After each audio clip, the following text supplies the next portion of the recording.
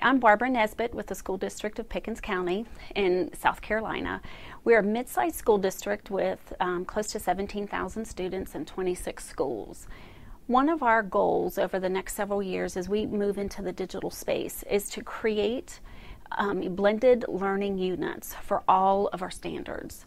And this is quite a big task for us. So as we're looking at how we digitize curriculum so we can create these blended learning instructional units, one of the things that we have really focused on is access to digital content. Right now, through our textbook companies, we have access to their learning management systems. And all of the learning management systems for all of our textbook companies have some pretty standardized scope and sequences that our teachers can access.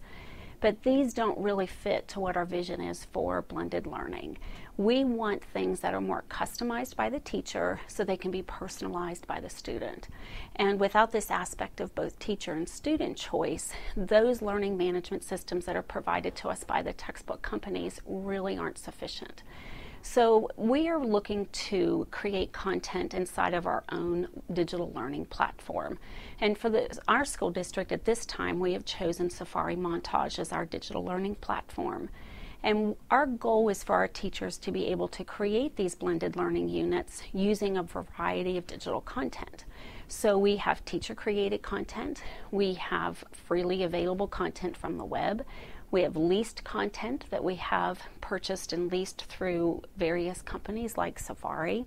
We also want to use the textbooks companies' assets, their digital resources, but we don't want to use it through their learning management platforms. So it would really benefit us as we work toward this goal of creating hundreds of digital learning lessons and blended learning units of instruction if we had access to these assets from our textbook companies in a digital version that was easily accessible through the digital learning platform we've selected without having to go out to the vendor site.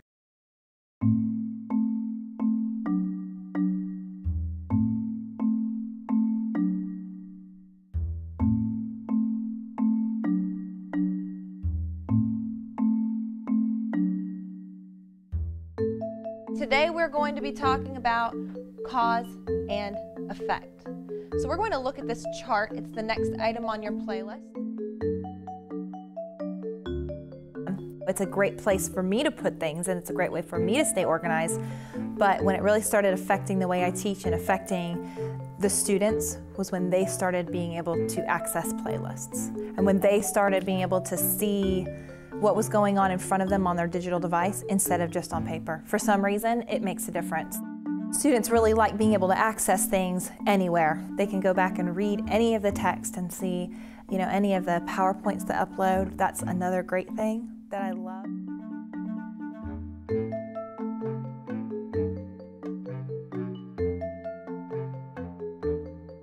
When I come into my classroom in a day, the students see each thing that we're going to do that day, and I'm able to click from one thing to the next. So it's kind of all in one spot now. I think a digital curriculum is imperative when we're moving into becoming architects of curriculum and modern teachers.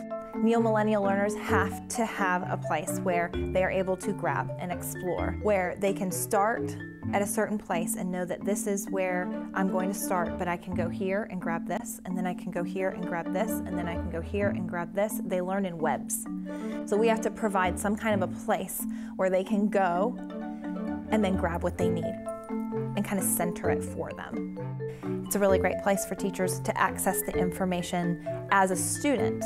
So now the teacher becomes the student and then becomes the teacher again.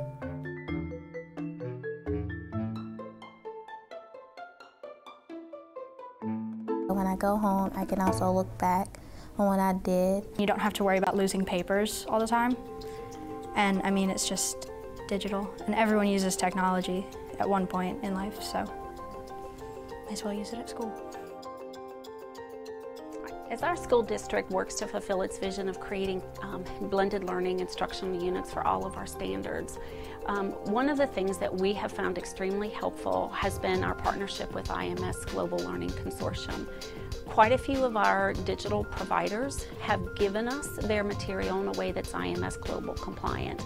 And this has allowed us to be able to take their content and put it into our own units of instruction so that teachers can create customized learning for our students, and so our students can personalize their own learning.